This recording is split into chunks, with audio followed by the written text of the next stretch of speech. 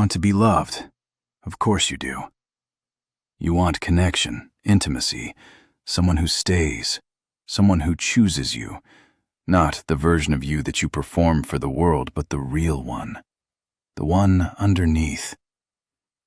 You want that more than almost anything, and you are terrified of it. Not of love, exactly, not of people, not even of vulnerability in the abstract, of being seen. Really seen.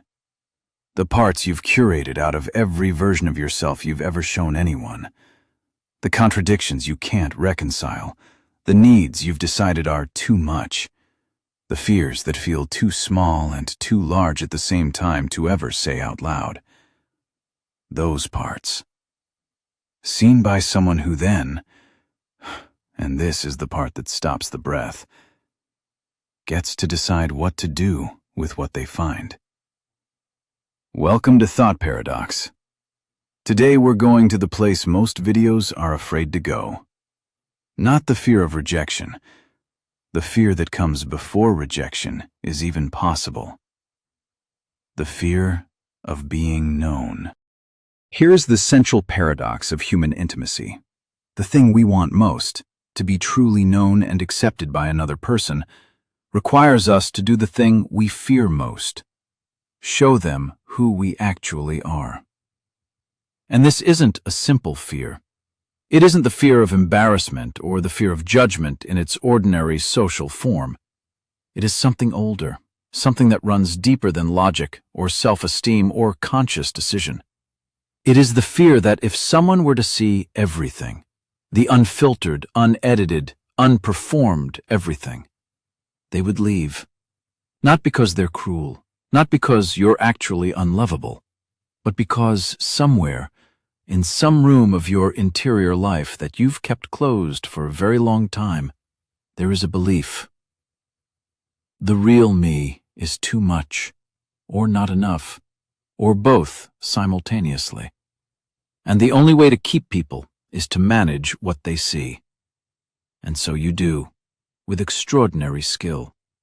You become fluent in the performance of self, adept at sharing just enough to feel close without crossing the threshold into actual exposure. And you wonder, sometimes at 2 a.m., sometimes in the middle of a conversation that almost went somewhere real, why you still feel alone. Let's be precise about what we're talking about, because being seen is not the same as being known about. You can tell someone your history, your childhood, your past relationships, your fears, your failures, and still not be seen. Because information is not intimacy.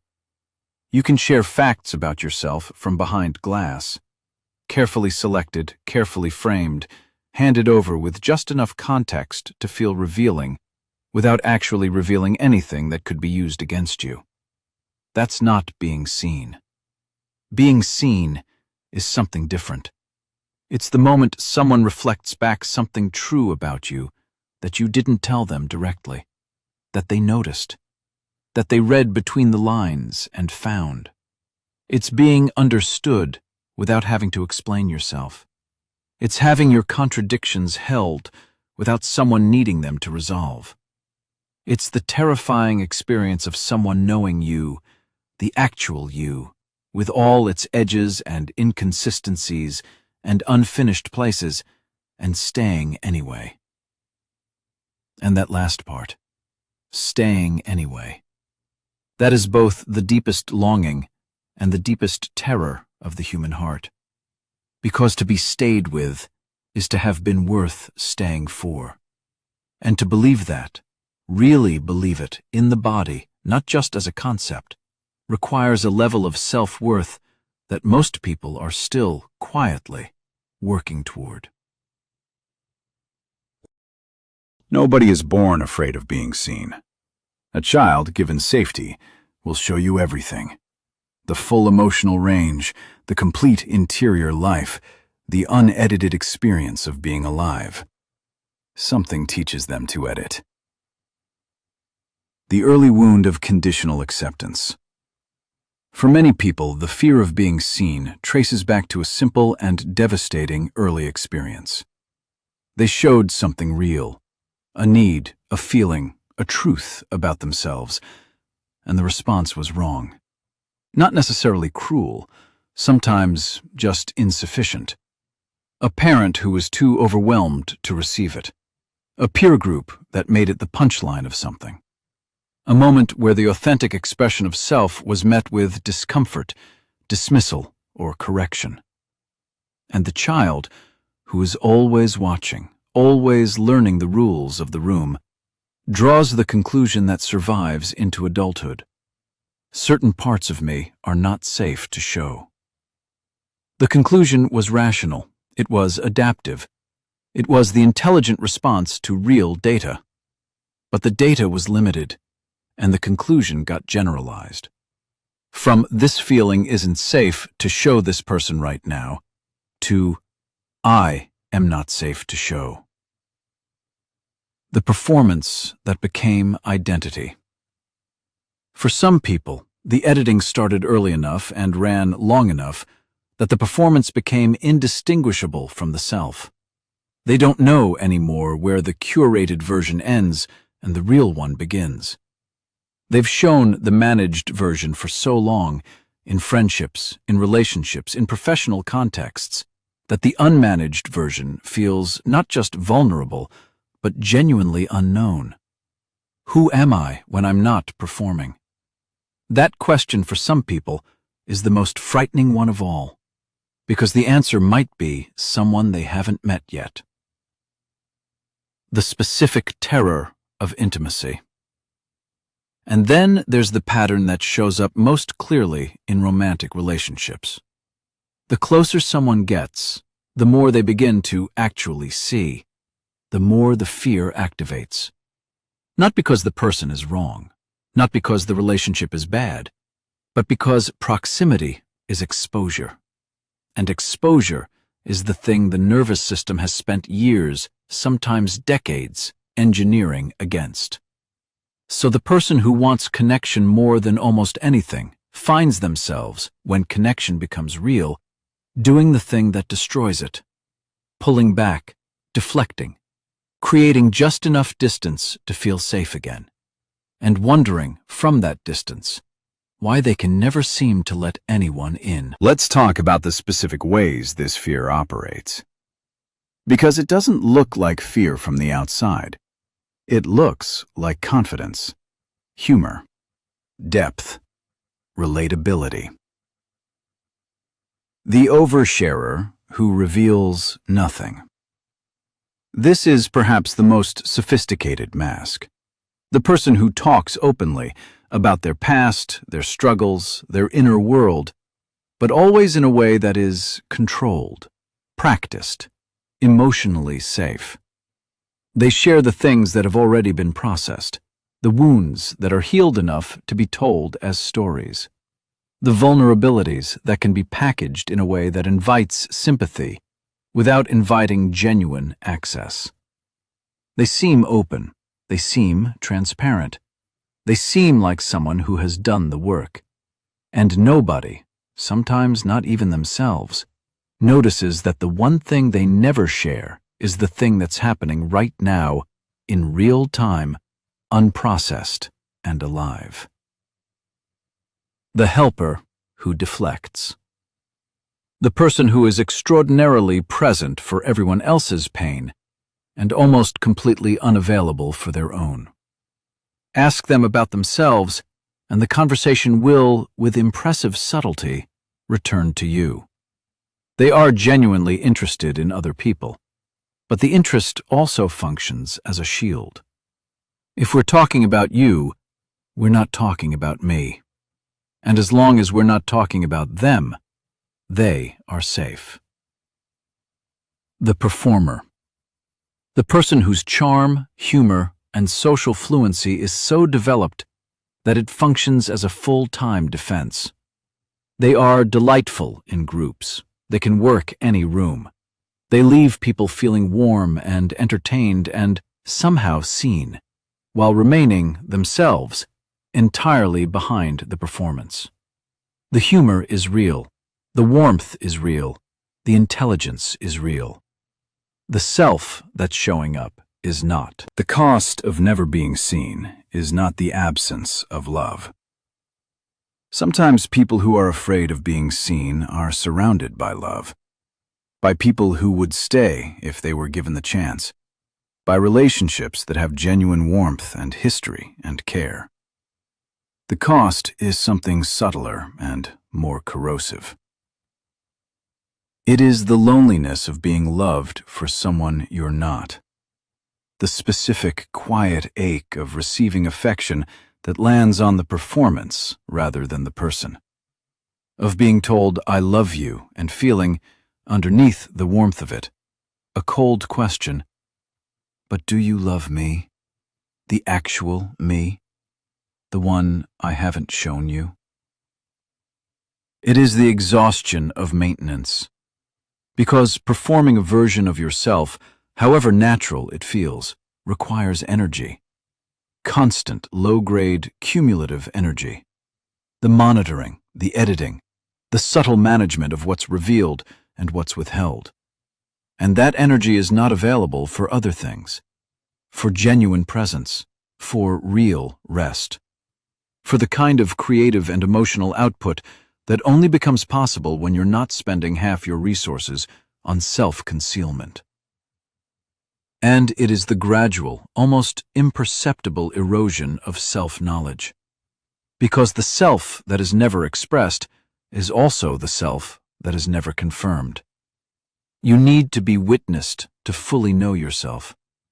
And a self that is never fully witnessed becomes, over time, slightly uncertain of its own existence. Not in a dramatic way, just in the quiet way of never being quite sure who you are when no one is looking. Being seen is not a decision you make once. It is a capacity that develops, slowly, carefully, in the right conditions, over time. And understanding what those conditions are matters. Safety is built through consistency, not declarations. The nervous system doesn't become safe because someone says you can trust me. It becomes safe through evidence, repeated, consistent, small evidence that this person stays when things get real, that they don't flinch at the edges, that the relationship can hold more than the curated version of you. This is why being seen is almost always a gradual process. An inch at a time, a slightly more honest answer, a moment held a little longer before the deflection, and watching, carefully, with the hypervigilance that people who fear exposure have in abundance, whether the person on the other side can hold it. The right witness changes everything. There are people in the world who have the capacity to receive you fully, not because they're extraordinary, but because they've done enough of their own work, faced enough of their own interior, that your depth doesn't frighten them. Your contradictions don't need to resolve for them to stay. Your unfinished places don't read as damage. Finding one of these people, one, just one, and allowing yourself to be seen by them even slightly more than you've been seen before, is one of the most healing experiences available to a human being. Therapy as a practice ground. For many people, the therapeutic relationship is the first place being seen becomes possible. Not because the therapist is special, but because the container is. A space specifically designed for full expression without social consequence, with a consistent, attuned witness who is trained to receive what most people's ordinary relationships can't hold. It's not a replacement for intimacy, but it can be the place you learn that being seen doesn't automatically mean being left. And once you know that in your body, not just your mind, everything becomes slightly more possible. You have been so careful for so long, managing the impression, curating the reveal, staying just close enough to connection to not feel entirely alone, and just far enough from full exposure to not feel entirely at risk. That carefulness kept you safe, And it also kept you lonely in a way that nobody around you could see, because they couldn't see you. Here's what I want to leave you with. The version of you that you've been protecting, the unedited, unperformed, unresolved version. It is not too much. It is not insufficient. It is not the thing that will drive people away if it's finally allowed into the light. It is, and this is the thing that takes the longest to believe, the most interesting thing about you. The depth that people sense but can't quite reach. The complexity that makes you compelling without them knowing why. The realness that exists underneath the performance, and occasionally, in an unguarded moment, in a conversation that went somewhere unexpected, breaks through. That is the you worth knowing. You don't have to show everyone. You don't have to show anyone before you're ready. But somewhere, in some relationship, in some moment that presents itself with unexpected safety, consider letting them see a little more. Not because vulnerability is always rewarded, but because the alternative, being loved your entire life for someone you're not, is the loneliest thing of all. I'm Thought Paradox. If this reached somewhere you rarely let anything reach, share it with someone who needed permission to be known. See you in the next one. You have been so careful, for so long, managing the impression, curating the reveal, staying just close enough to connection to not feel entirely alone, and just far enough from full exposure to not feel entirely at risk.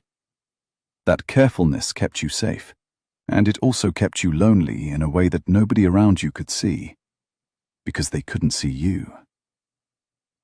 Here's what I want to leave you with.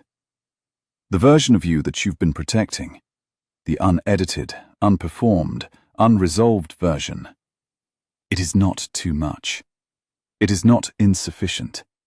It is not the thing that will drive people away if it's finally allowed into the light. It is, and this is the thing that takes the longest to believe, the most interesting thing about you. The depth that people sense but can't quite reach. The complexity that makes you compelling without them knowing why. The realness that exists underneath the performance, and occasionally, in an unguarded moment, in a conversation that went somewhere unexpected, breaks through. That is the you worth knowing. You don't have to show everyone. You don't have to show anyone before you're ready. But somewhere, in some relationship, in some moment that presents itself with unexpected safety, consider letting them see a little more.